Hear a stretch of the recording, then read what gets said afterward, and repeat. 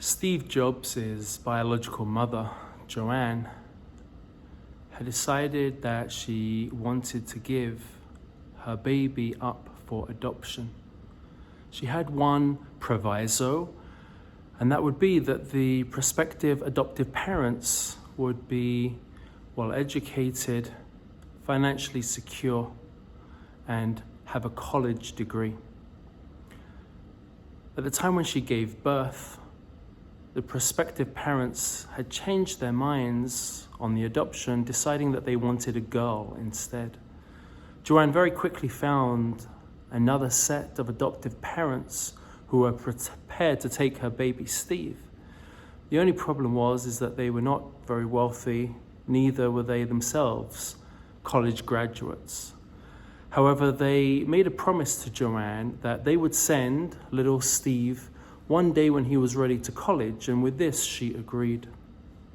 Years later, Steve was in college, and he found that it was just too much for his parents who had raised him to have to go through the financial hardship of putting him through.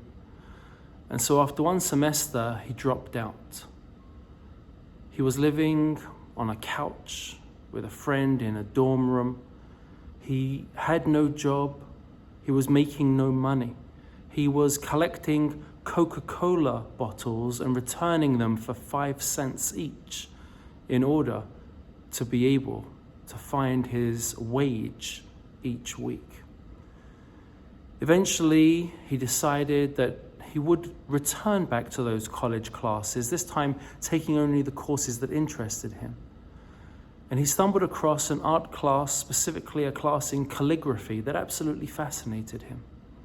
And years later, in the garage with his best friend, Steve Wozniak, as they built their first computers, one of the great fonts that were introduced was actually a list of many different fonts that gave a sense of elegance and beauty to those first computers, now a standard product design to every single one which is built. Years later, faced with a deep personal crisis, the company that he and Wozniak would build out of nothing from their parents' garage, a company that had grown into a staff of over 4,000 employees and was valued at over $2 billion, fired Steve. At this point, he could have given up. He could have cracked, and a lesser person certainly would. Instead, he decided to build a brand new computer company next. He decided to buy another one, Pixar Animations, that would go on to become the first ever company of creating feature-length animated films. Of course, the first of them was Toy Story, and we know the success story that they have run away with, as I think it's now Toy Story 4, that is their latest spin-off. At the age of just 48, however, Steve was diagnosed with pancreatic cancer, and it made him reevaluate everything in his life that mattered. No longer with any external considerations of pride or envy or jealousy or fear or embarrassment, when everything else fell away, it left him, he would go on to write, staring at what was truly important. And as he looked back in those final months, he would connect the dots of his life, trying to construct a narrative to find meaning and to be able to convey a type of life story that he felt he was a part of. It was one of overcoming adversity, being able to succeed with the hardships that were placed in front of him, financial struggles, no relationship with his biological parents, and throughout it all, he emerges with his head held high. He would go on to say that this was one of his greatest accomplishments, crafting the narrative of the story of his life. If I was to ask you, what is the narrative of the story of your life? Listen very carefully to that question. I'm not asking you what has happened in your life. I'm asking you, what's the narrative of the story of your life?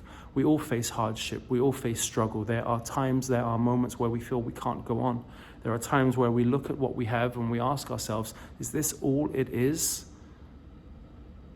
And yet there is a greater story that emerges based on how we determine our narrative. And you can find that a narrative of great tragedy, of great struggle, of great sorrow, can be told in a way that can become ennobling, and actually full of grandeur. What's so powerful about this week's Torah reading is we come to the story of the spies and their great collapse.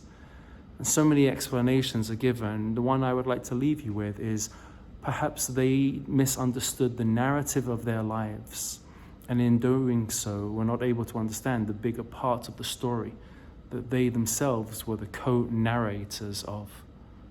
What does your life look like? Realize that you're the narrator of your story.